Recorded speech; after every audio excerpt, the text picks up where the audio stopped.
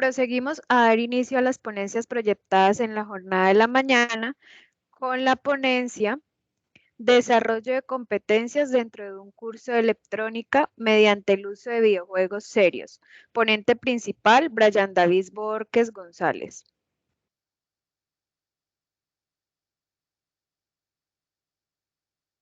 Bueno, buenos días a todos.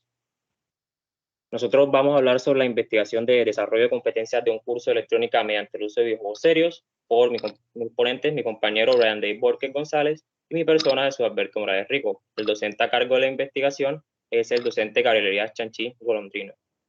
Damos paso a la agenda del día con la introducción, competencias del curso, metodología, resultados, conclusiones, recomendaciones y referencias. Ahora, pasando a la introducción, bueno, vamos a hablar sobre un prototipo de un videojuego serio para la apropiación de la temática de los elementos pasivos de la electrónica en el curso de electrónica de la Universidad de Cartagena utilizando la realidad virtual. Ahora bien, los juegos serios son herramientas didácticas que tienen como finalidad fortalecer o mejorar el proceso de enseñanza y aprendizaje impartido en un aula de clase. La realidad virtual es una forma humana de manipular, visualizar e interactuar con ordenadores y datos complejos. Y pasando al tema de la investigación, los elementos pasivos de la electrónica son aquellos que sirven para controlar la electricidad y dar un mejor funcionamiento a los elementos activos. Tenemos tres: las resistencias, que se oponen al paso de la corriente, los condensadores, que almacenan energía eléctrica, y los inductores, que almacenan energía en un campo magnético. Continuando con las competencias del curso, aquí se pueden identificar los elementos pasivos de la electrónica, resolver circuitos de resistencias e inductores, y diseñar y resolver ejercicios de filtros pasabajos y pasaltos de tipo 1. El objetivo de este trabajo es proponer un prototipo de un videojuego serio que permita la apropiación de los elementos pasivos de la electrónica. Ahora bien, continuando por cómo se hizo uso de una adaptación de la metodología Design Thinking, obteniendo así 4 fases, a saber, empatizar y definir, idear, prototipar y testear. Esta metodología fue combinada con la metodología propuesta por Barbosa, Pereira, Díaz y Silva, en donde se definen estrategias para implementar objetivos de aprendizaje en los videojuegos. Estas pueden ser llamadas learning machines o máquinas de aprendizaje, que pueden ser puzzles o minijuegos dentro de un nivel. Ahora bien, continuando con los resultados de la primera fase, aquí inicialmente se hizo una investigación del motor de desarrollo de videojuegos Unity con la finalidad de conocer el proceso de desarrollo en este motor, además de escoger las tecnologías compatibles para el desarrollo de un juego 3D con la realidad virtual. Posteriormente a esto, se realizó un taller a los docentes del área de electrónica, que sin tanto preámbulo, en el taller ambos docentes recomendaron el uso de puzzles sobre circuitos en el prototipo, lo cual indica que el uso de la metodología mencionada anteriormente corresponde con la de las estrategias de los maestros, ya que estos temas ahora se van a incluir en el prototipo. Ahora bien, continuando con los resultados de la segunda fase, aquí se realizó el diseño del prototipo. Primeramente se hizo la historia. La historia se realizó bajo la visión del autor y los desarrolladores del semillero de investigación creación de videojuegos adscrito al grupo E-Soluciones de la Universidad de Cartagena. Además de que se tomaron en cuenta la opinión de algunos estudiantes que cursaron la asignatura. Ahora bien, continuando, en base al taller docente se diseñaron los objetivos de aprendizaje que se buscaban alcanzar en el proyecto. Como se pueden observar en las diapositivas, cada nivel está asociado a un elemento pasivo de la electrónica. Como se puede observar, en el primer nivel, primero se conoce el uso del código de colores de las resistencias, luego el funcionamiento de las resistencias y un circuito en serie en paralelo, y aprender a diferenciarlos.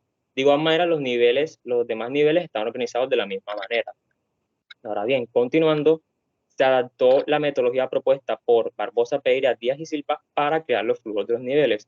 Los niveles constan de un flujo principal y cada nivel contiene pasos. ¿Qué son los pasos? Cada paso es una pequeña tarea que puede tener o no una máquina de aprendizaje. En este caso, en el nivel 1, se tiene que el primer paso es conocer a la jefa de armas. Esto está relacionado con la historia del juego. Luego, aprender a jugar, luego derrotar enemigos base, luego encontrar la bomba y por último, para desactivar la bomba, se lanzará una máquina de aprendizaje, en este caso, puzzle de colores de las resistencias. Ahora bien, continuando con el nivel 2, relacionado a los capacitores, nivel 3, a filtros pasa abajo y pasa alto de tipo 1, nivel 4, inductores. Bien, por último, en esta fase se diseñaron los diferentes actores que hicieron parte del videojuego serio. en este caso el actor principal, que sería el personaje principal, la guía que está presente en la historia, pero no en el prototipo, y los diferentes enemigos que conforman los niveles. En este caso, están relacionados a los elementos pasivos de la electrónica. Ahora bien, continuando a la fase 3 de la metodología, aquí se implementaron ya los diseños expuestos en el motor de videojuegos Unity. Inicialmente, en base a los actores que sí van a aparecer, se buscaron y se diseñaron los diferentes modelos 3D correspondientes. Continuando con la diapositiva, en este caso, el personaje principal fue tomado de la Unity Asset Store y corresponde a una vista en FPS o First Person Shooter, en donde solo se observan los brazos y la pistola del personaje. De igual manera, los enemigos se diseñaron utilizando el programa gratuito Open Source Blender y, como pueden observar, representan a los elementos pasivos de la electrónica. Ahora bien, continuando a la implementación de las máquinas de aprendizaje, estas se crearon utilizando el sistema de interfaces gráficas de Unity, que funciona para ocupar la cámara principal del jugador utilizando botones y elementos interactivos.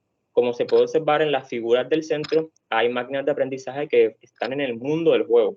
Esto es debido a cosas relacionadas a la historia. Ahora bien, ya pasando a la representación de las máquinas de aprendizaje en el juego, el jugador va a encontrar una máquina con la cual debe interactuar. Al interactuar con esta máquina, se lanza un tutorial, una breve explicación teórica del objetivo de aprendizaje, y luego el jugador, mediante su propia experiencia, podrá descubrir cómo funciona la máquina de aprendizaje. Ahora bien, continuando, los dejo con mi compañero Brandy Jorge González y un video presentación.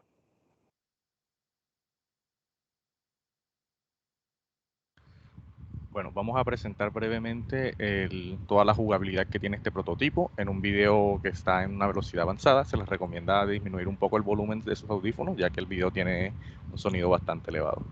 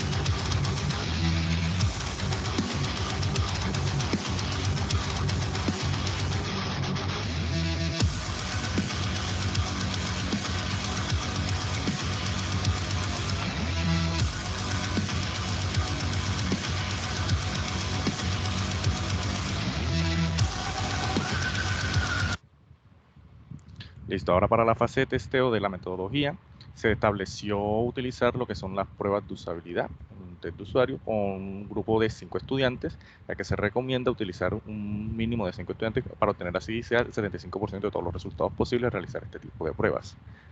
Con esto se realizó bajo el siguiente esquema.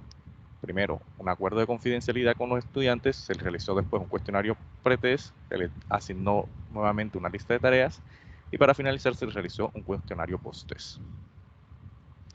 Los 5 estudiantes que hicieron uso de este prototipo estaban matriculados en la asignatura de electrónica en el semestre y al momento de realizar esta prueba de usabilidad. Cabe resaltar que la prueba de usabilidad se hizo a través de una reunión de Google Meet debido a que se hizo durante la pandemia del COVID-19. En el acuerdo de confidencialidad se les indicó a los usuarios de que no podían divulgar lo que iban a realizar y que se les recordaba que el objetivo principal era probar el prototipo, no tanto los conocimientos de los usuarios, y de esta manera ellos pudieron afrontar esto de una manera más relajada y más tranquila al momento de realizar la prueba. El cuestionario pre-test fueron preguntas de sondeos y de estado para saber el estado, valga la redundancia, de los jugadores o de los usuarios antes de realizar el uso del prototipo. ¿Qué quiere decir esto? Obtener su información, su edad, su sexo, si han tenido alguna previa interacción con juegos serios, si han tenido una previa interacción con juegos de tipo shooter y si han tenido una previa interacción con juegos de shooter en primera persona. Luego se les entregó la lista de tareas. Aquí era básicamente completar los 4 niveles del prototipo y finalmente devolver o eliminar completamente de sus equipos el prototipo debido a políticas de la universidad.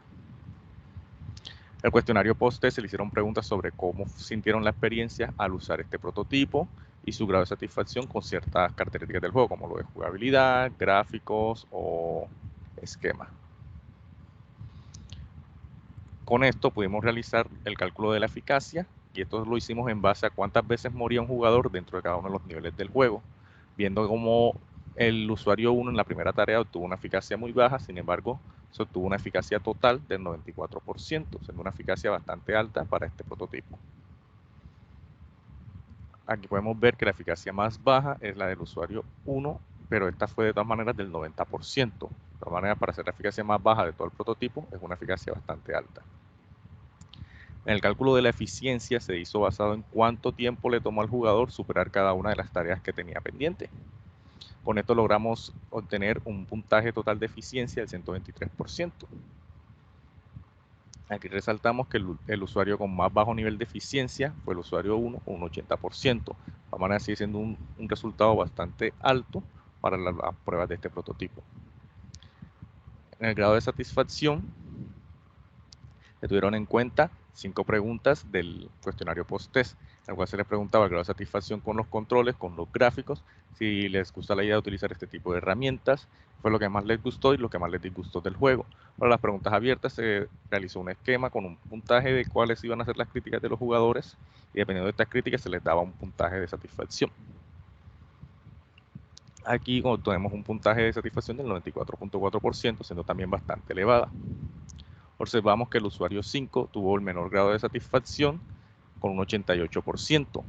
Esto debido a que, y esto nos dimos cuenta ya que en el cuestionario pre-test el usuario 5 es el que ha tenido más experiencia con juegos de tipo shooter y con juegos FPS, por lo tanto algunas mecánicas del prototipo le parecieron redundantes o monótonas. Finalmente, con estos 3 campos, eficacia, satisfacción y eficiencia, pudimos obtener el grado de usabilidad completa del prototipo, teniendo un grado de usabilidad del 96.25%. Del usuario con más bajo puntaje es del 70% de usabilidad, siendo el usuario 1. Con esto podemos obtener 3 conclusiones principales. Primero, la aprobación completa por parte de los usuarios en este prototipo. Todos les gustó este tipo de herramientas y recomiendan seguir usándolas. Con esto podemos concluir de que se hace necesario el uso de estas herramientas en las universidades, debido a que facilitan el aprendizaje con el uso de patrones distintos a los que ya están acostumbrados. Y finalmente se concluyó que la metodología fue una metodología acertada, debido a que tanto los docentes como los estudiantes estuvieron totalmente al gusto del juego, y que los consejos que nos dieron los docentes para incluir dentro del juego son los que ya incluía la metodología como tal. Finalmente se recomienda primero que en las temáticas de memorización, quiere decir la Learning Machine, donde el usuario tenía que tener un alto grado de memorización, sea cambiar el esquema un poco, ya que estos fueron los que tuvieron el puntaje de eficacia y eficiencia más bajo. Se hace necesario que en los ambientes o en los muros del prototipo se cambien los colores, debido a que muchos usuarios tuvieron una demora en el tiempo al desarrollarlo, debidamente a que no encontraban los enemigos que tenían que derrotar porque se mimetizaban con el entorno. Ahora, en base a la baja satisfacción de los usuarios, sobre todo lo del usuario número 5, se recomienda añadir mecánicas de salud y recolección de munición para que el juego no sea tan monótono y tenga un poco más de dificultad, para ser más llamativo para estos tipos de usuarios. Se recomienda el despliegue de un tutorial durante el desarrollo de las líneas machine. ¿Qué quiere decir esto? Que en todo momento que el usuario esté desarrollando alguna mecánica de aprendizaje, pueda visualizar la teoría que se le presenta al inicio, para que así tanto la parte de la memorización como sus nervios puedan bajar un poco. Finalmente, la última recomendación es agregar el resto de temas de la asignatura de electrónica, del programa de ingeniería de la Universidad de Cartagena, para completar el videojuego y que deje de ser un prototipo y sea un juego serio completo. Estas son las referencias utilizadas para el uso de estas diapositivas. Muchas gracias por su atención.